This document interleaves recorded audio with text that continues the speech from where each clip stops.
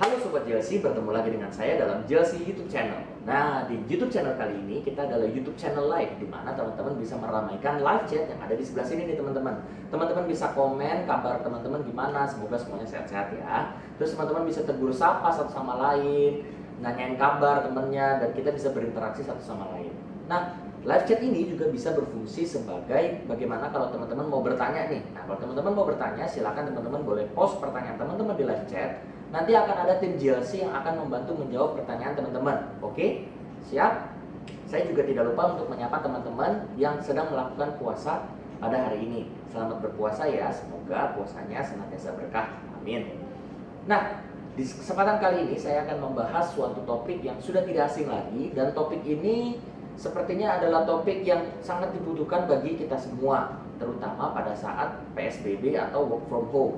Apa sih topiknya? Itu adalah stress management at WFH. Teman-teman, ketika teman-teman mendengar perkataan WFH atau work from home pertama kali, atau ketika teman-teman berpikir tentang PSBB, itu apa sih yang muncul di pikiran teman-teman? Kalau saya jujur, waktu saya dapat jatah untuk work from home, di situ saya merasa bahagia. Wah, work from home nih, saya nggak usah capek-capek datang ke kantor, saya nggak usah buang ongkos, saya nggak usah bangun pagi-pagi untuk siap-siap untuk pergi ke kantor. Tinggal bangun tidur, bisa langsung absen tuh, bisa langsung kerja tuh, ya kan? Tentunya kita nggak membuang banyak waktu, nggak membuang banyak biaya, kos pada saat kita work from home. Tapi teman-teman, percayalah bahwa itu tidak berangsur lama, apalagi bagi saya pribadi yang tergolong ekstrovert. Saya hanya bisa menikmati work from home itu 3 hari.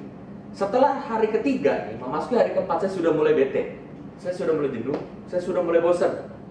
Dan itu merupakan salah satu tanda bahwa saya sudah mengalami yang namanya stres ringan. Karena stres itu adalah ketegangan baik secara fisik, emosi, maupun psikis yang teman-teman alami. Dan ketegangan ini akan membuat teman-teman turun kinerjanya. Iya dong, pasti. Ketika teman-teman mengalami ketegangan emosi, psikis, dan fisik, pasti teman-teman nggak bisa untuk mengeluarkan ide-ide cemerlang. Pasti teman-teman energi levelnya turun, akhirnya mudah lelah. Sama seperti saya tadi, ketika saya udah mulai bete, udah mulai bosan, energi level saya sudah mulai turun. Akhirnya baru buka laptop sedikit, udah bete, udah bosan. Baru buka laptop sedikit, kayaknya udah gerah, udah males. Nah, itu karena teman-teman, tanpa teman-teman sadari, teman-teman mengalami yang namanya stres ringan. Di sini teman-teman, stres itu memiliki 2 jenis, yaitu ada stres yang positif, ada juga stres yang negatif. Stres yang positif contohnya apa? Stres positif itu adalah stres atau ketegangan di mana stres tersebut bisa membuat teman-teman termotivasi untuk men-achieve suatu target. Ini stres yang positif. Tapi juga jangan lupa nih teman-teman, ada stres yang negatif, ini yang harus kita hindari, yaitu stres yang menghabiskan energi kita. Dengan ketegangan yang kita alami, akhirnya energi kita habis. Nah gitu ya, itu stres yang negatif. Lalu dalam stress management, kita juga harus tahu yang namanya stressor dan strain.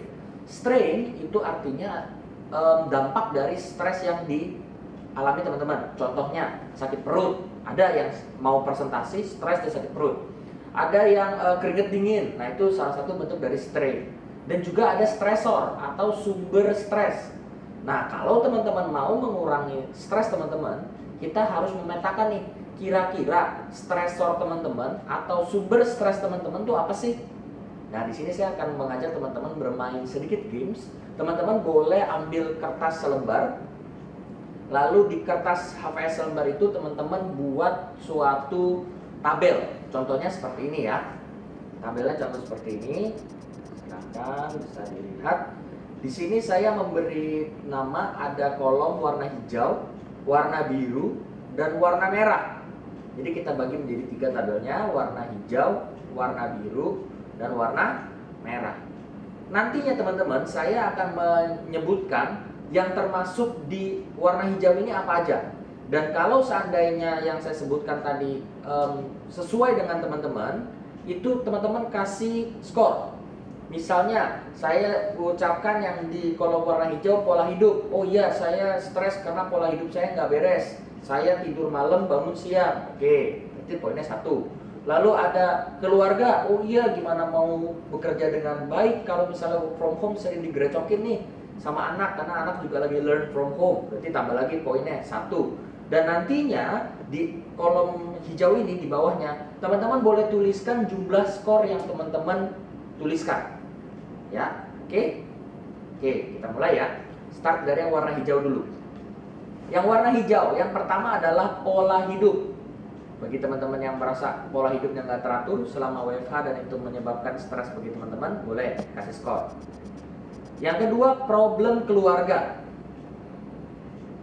Aduh, lagi ada problem nih, keluarga nih nggak harmonis, cekcok sana sini, gimana bisa kerja. Yang ketiga, target tidak realistis. Tuh, targetnya ketinggian nih, nggak realistis, saya jadi stres. Selanjutnya, keluarga. Keluarga juga pengaruh, contohnya seperti yang tadi saya sebutkan ya. Anak learn from home, istri juga ikut work from home. Kita gimana kerjanya? Karena semuanya rebutan laptop misalnya.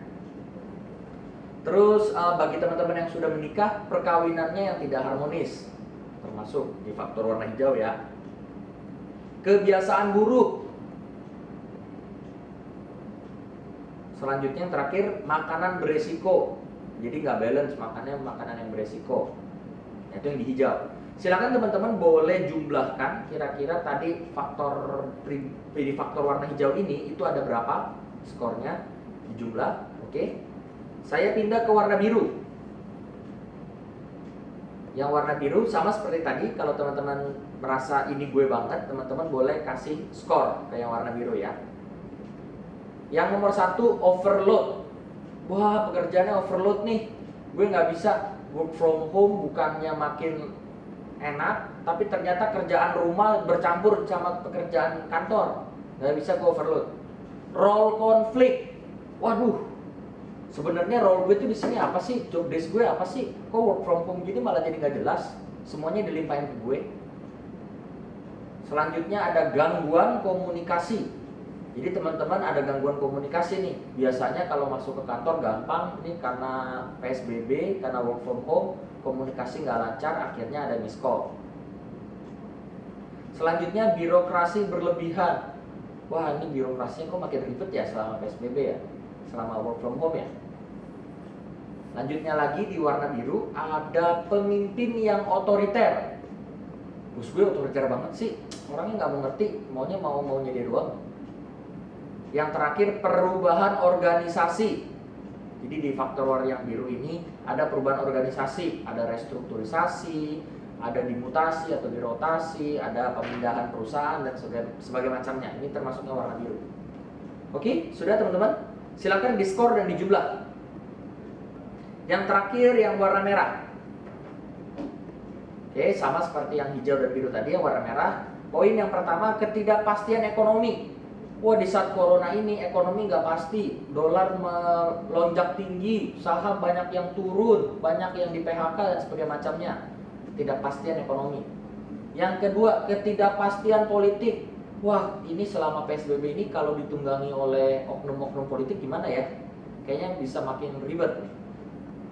Ketiga, gaptek. Jangan salah loh teman-teman, ada beberapa teman saya di era seperti ini yang dimana mereka online. Mereka itu gaptek, pakai Zoom gimana sih, caranya buka YouTube channel gimana sih, nggak ngerti. Itu membuat mereka stres juga ada. Biasanya meeting, tinggal ruang meeting mana datang. Sekarang harus buka link dulu, buka Zoom dulu, caranya gimana, nge-mute gimana. Jadinya stres, ada yang gitu. Kemacetan lalu lintas, oh iya. Kenapa macet, kan jalanan kosong Pak? Iya, macet karena checkpoint.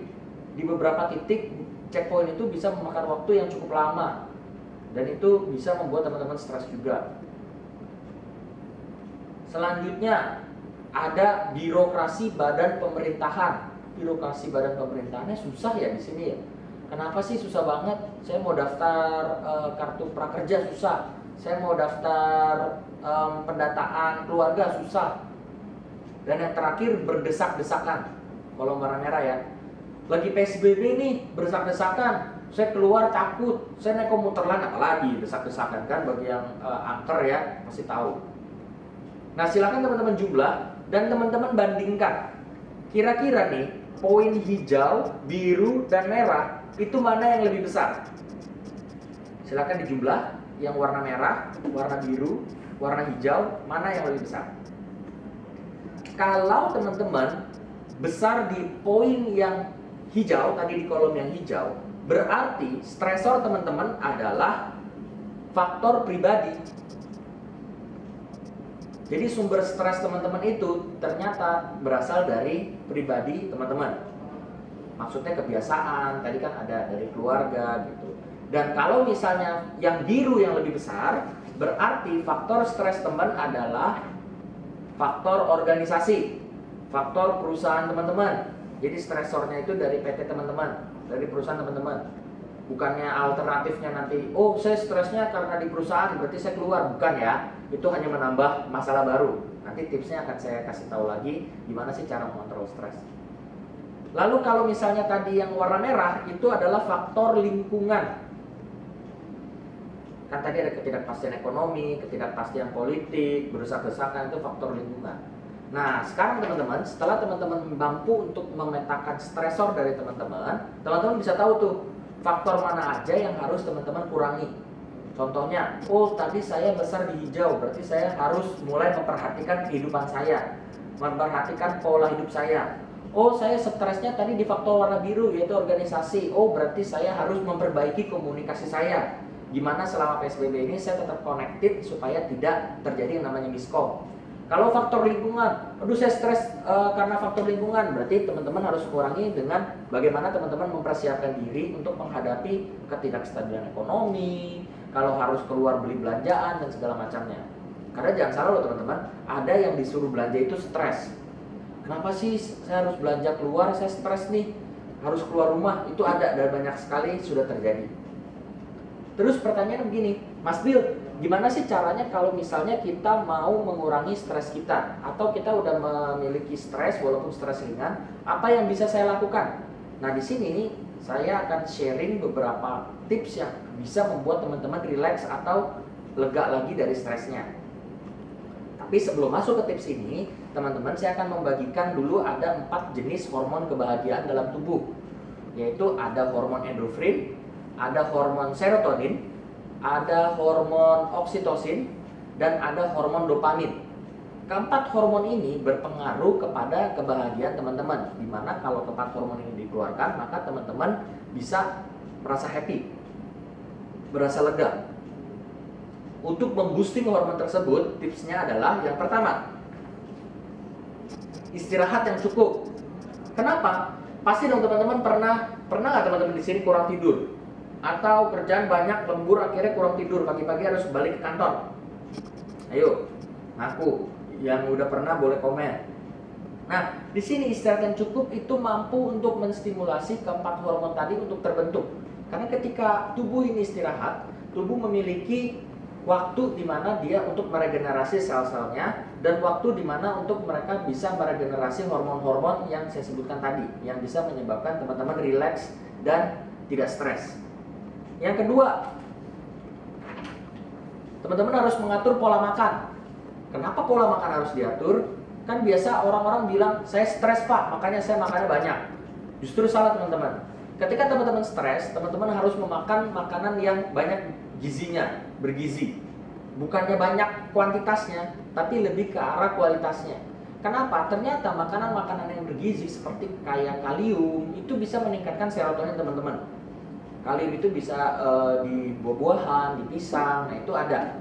Nah jadi pola makan ini harus seimbang ketika teman-teman stres. Nah ketika teman-teman work from home, biasanya pola makan itu tidak teratur. Makan jam berapa, kadang makan pagi jam sekian, sekarang makan pagi jam sekian. Terutama juga bagi teman-teman yang puasa ya, pola makan itu harus diatur. Kenapa? Biasanya kalau buka langsung brojok, makan yang banyak gitu. Nah itu justru tidak baik untuk kesehatan teman-teman dan akan mengganggu sistem imunitas. Usahakan ketika teman-teman berbukalah dengan yang manis, dengan yang kaya dengan gula. Karena otak kita itu butuh kalori, dan kalori itu lebih mudah untuk dihasilkan dari gula. Begitu.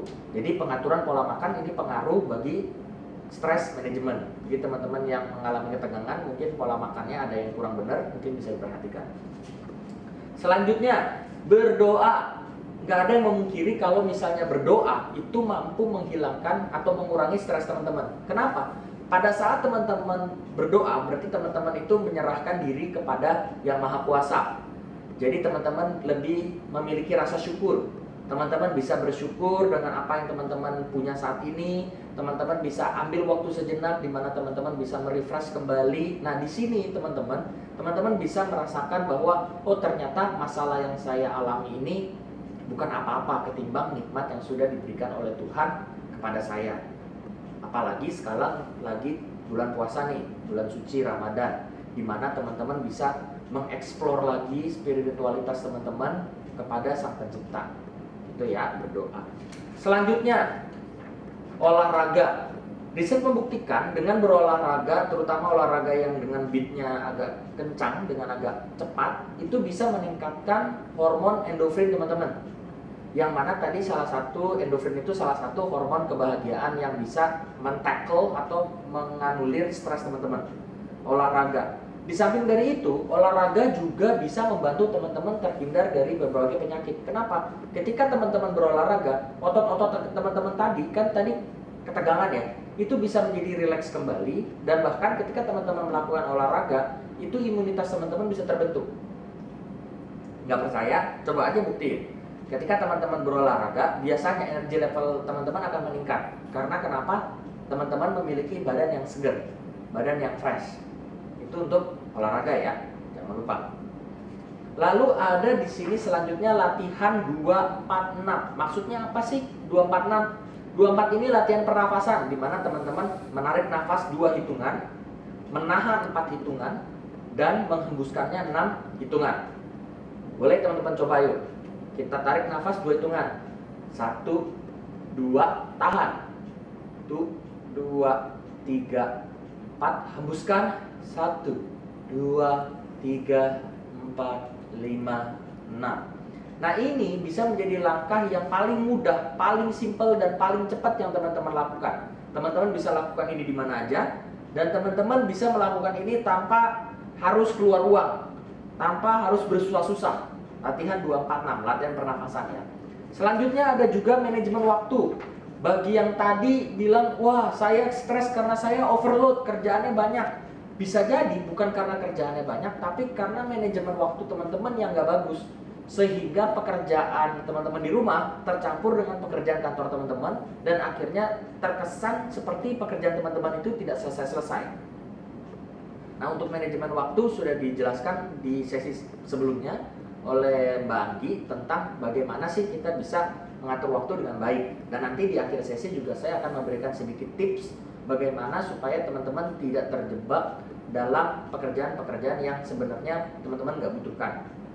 Itu ya, manajemen waktu. Terus ada lagi mendekor. Kenapa mendekor? Ya, karena mendekor, teman-teman begini. Teman-teman usahakan pada waktu kerja itu jauh dari yang namanya kasur, jauh dari yang namanya sofa. Kenapa? Ketika teman-teman itu kerjanya di atas kasur, niscaya gravitasi kasur itu kuat banget, dimana teman-teman akan menjadi lebih cepat lelah dan ya udahlah tidur dulu, ya udahlah istirahat dulu. Jangan. Di rumah siapkan suatu tempat di mana teman-teman bisa untuk bekerja. Lalu teman-teman dekor tuh. Karena dengan mendekor, teman-teman memenuhi tempat kerja teman-teman dengan barang-barang yang teman-teman suka. Dengan seperti itu, otak akan merasa bahagia.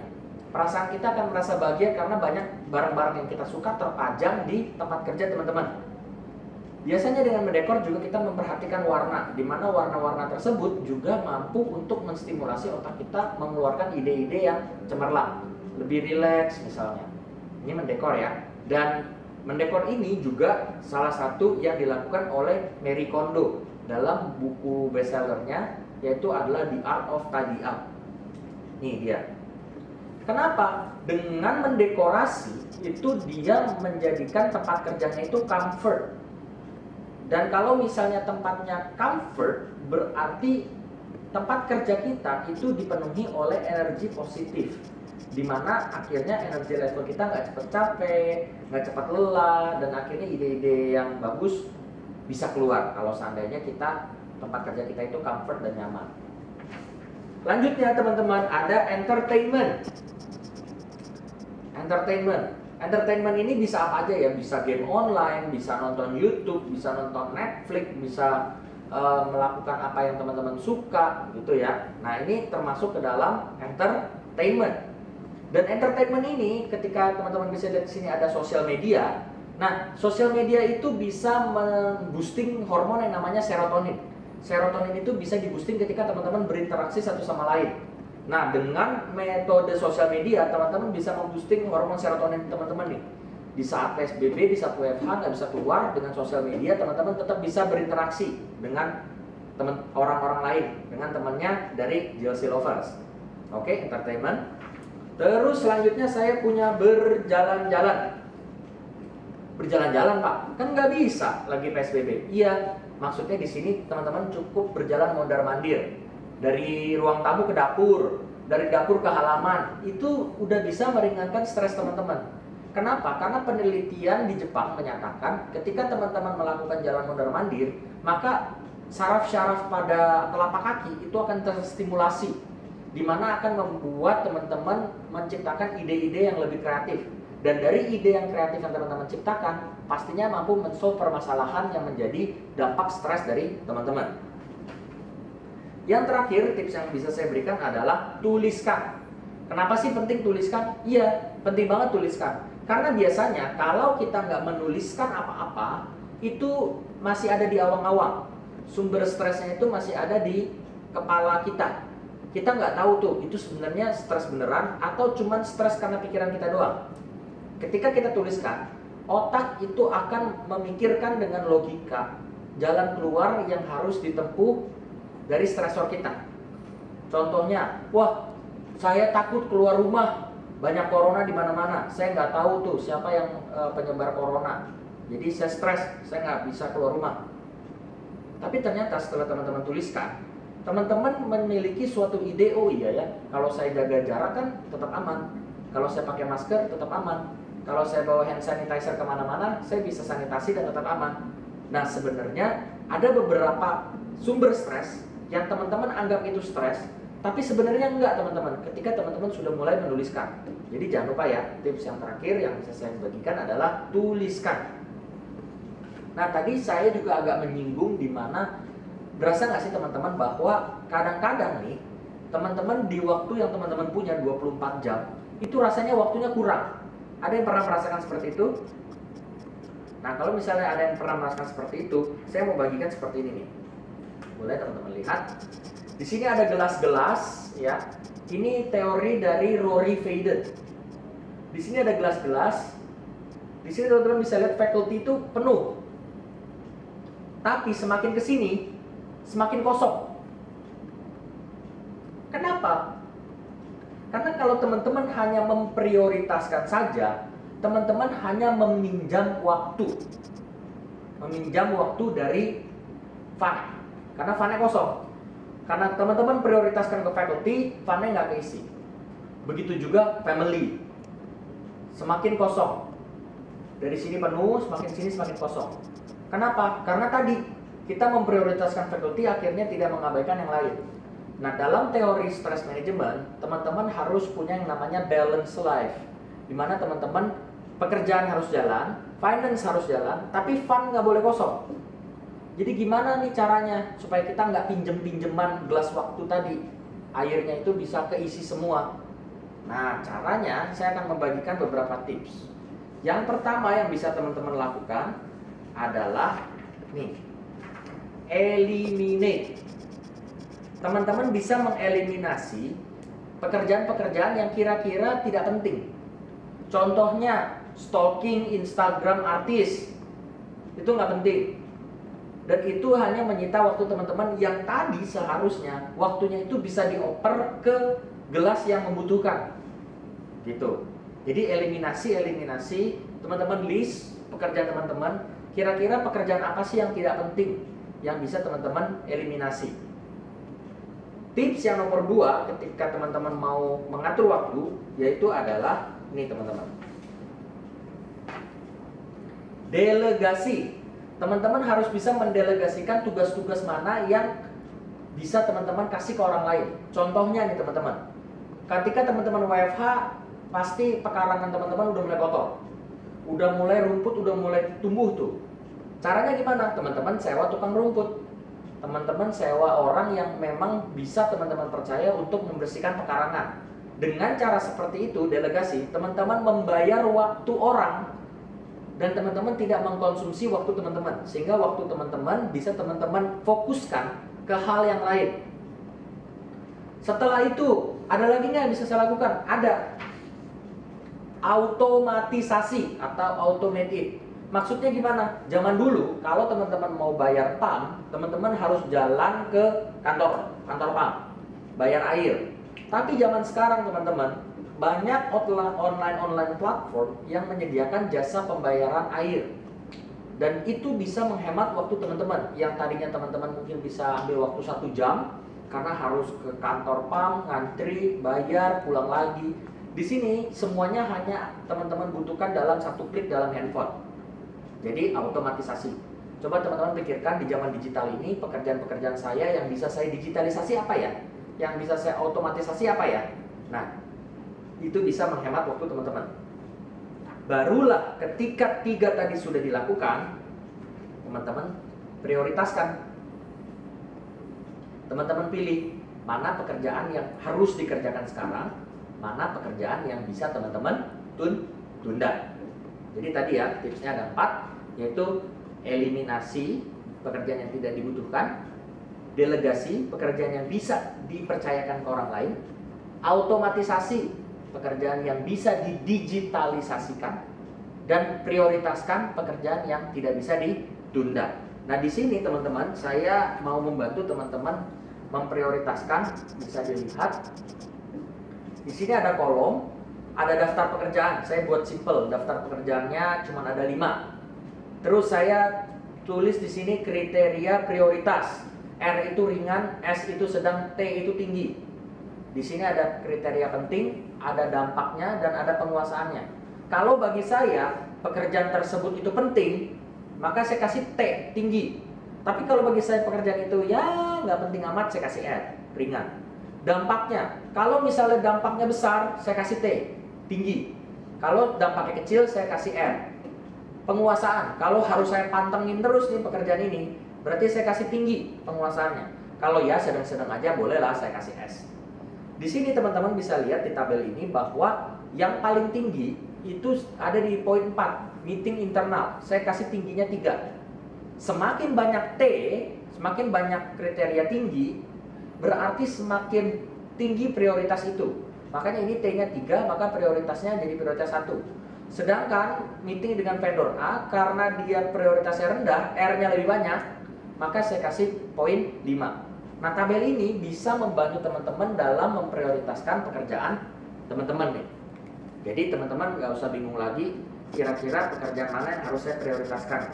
Sebelum masuk ke tabel ini, jangan lupa ya, tadi teman-teman harus eliminasi, harus delegasi, dan harus otomatisasi dulu. Dan kalau misalnya nih Pak, kalau seandainya saya udah prioritaskan tapi pekerjaan saya numpuk, semuanya saya nggak bisa. Nah, di sini teman-teman ada namanya the art of release. Pekerjaan-pekerjaan yang bisa teman-teman rilis. Maksudnya apa tuh Pak rilis? Rilis itu bukan berarti teman-teman tidak melakukan apa-apa. Tapi rilis itu berada dalam ranah uncontrolled atau situasi yang tidak bisa dikontrol. Saya akan kasih satu bagian lagi. Di sini ada do dan do nothing. Ada control dan uncontrol. Kalau misalnya do dalam situasi kontrol, itu namanya achievement. Kondisinya mendukung dan teman-teman melakukannya, itu namanya achievement. Kalau pekerjaannya teman-teman lakukan, tapi situasinya uncontrol, tidak bisa dikontrol, namanya teman-teman keep fighting atau tetap berjuang. Nah, kalau seandainya dia di do nothing, tapi situasinya memungkinkan, itu berarti namanya teman-teman give up. Teman-teman menyerah karena situasinya oke-oke aja, teman-teman yang nggak mau melakukannya. Nah, rilis di sini, kalau teman-teman tak ada di situasi yang uncontrol, tidak terkontrol, tetapi teman-teman nggak bisa melakukan apa-apa. Contohnya, saya udah booking tempat untuk training, tapi karena PSBB, saya nggak bisa mengadakan training dan akhirnya harus ada budget yang saya keluarkan. Jadinya gimana? Ya saya harus rilis, saya harus kasih tahu ke atasan saya bahwa kondisinya seperti ini dan tidak ada yang bisa kita lakukan lagi. Bukan tidak ada yang mau ya, tidak ada yang bisa kita lakukan lagi. Jadi begitu ya teman-teman. Nah, kita juga akan membahas saya akan merecap sedikit tentang bagaimana stress management tadi. Yang pertama teman-teman, rekapitulasinya adalah teman-teman harus memetakan atau mengetahui stresor teman-teman itu apa. Apakah dari faktor pribadi, apakah faktor organisasi, atau faktor lingkungan. Setelah teman-teman tahu faktor-faktor tersebut, teman-teman bisa eradicate, teman-teman bisa mengurangi faktor stres teman-teman tadi. Dengan cara apa? Dengan cara tadi ada mengatur pola makan, mengatur jam tidur, terus berdoa, berolahraga, mendekor, dan juga teman-teman harus melakukan yang terakhir, tuliskan. Kenapa? Supaya tadi faktor stres teman-teman nggak sedang diawang-awang. Teman-teman tuliskan, teman-teman tahu apa yang harus teman-teman lakukan. Dan tadi juga ada mengatur waktu atau time management. Mana pekerjaan-pekerjaan yang bisa kita eliminasi, mana pekerjaan-pekerjaan yang bisa kita delegasikan, mana pekerjaan-pekerjaan yang bisa kita otomatisasikan dengan digital, dan mana pekerjaan-pekerjaan yang bisa kita prioritaskan. Dan jangan lupa, kalau seandainya teman-teman berada di dalam situasi yang uncontrolled dan teman-teman tidak bisa melakukan apa-apa, bukan tidak mau melakukan apa-apa, itu namanya bukan give up, tapi itu namanya release. Ibarat dari teman-teman megangin sesuatu benda yang sebenarnya benda tersebut itu hanya mem-wasting energi teman-teman. Misalnya nih ya, di sini ada vas nih. Kalau misalnya saya tahu nih ini vas tidak bisa menghasilkan apa-apa, tapi saya pegangin aja, akhirnya energi saya yang harusnya bisa saya lakukan untuk melakukan pekerjaan lain, saya hanya habis energi untuk memegang pot ini. Seharusnya kalau misalnya ini sudah tidak bisa diapa-apain lagi, ya saya taruh, saya rilis, dan saya pindah ke achievement. Tadi di kolom tadi ya, yang control terus do. Ketika saya pindah ke kolom yang achievement, akhirnya saya akan memboosting hal-hal yang bisa saya lakukan, ketimbang saya fokus kepada hal-hal yang tidak bisa saya lakukan. Jadi teman-teman, di sini teman-teman harus mampu mengatur diri teman-teman sendiri, bagaimana supaya teman-teman bisa life balance. Ingat, kalau hanya melakukan prioritas, itu berarti teman-teman belum membalancing life. Teman-teman hanya meminjam waktu dari gelas yang lain dan membiarkan gelas yang lain itu kosong. Sehingga teman-teman harus keep your balance life.